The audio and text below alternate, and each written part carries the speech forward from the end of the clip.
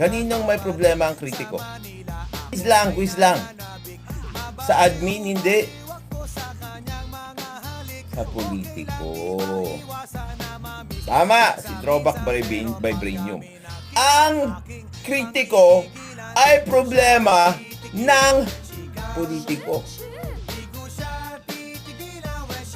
Ngayon, mga kabatas natin, hindi problema ng bansa ang kritiko.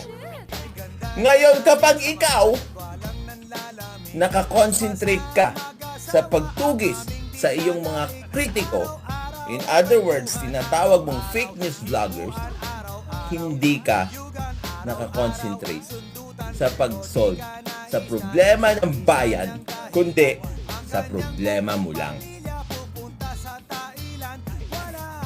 Tama?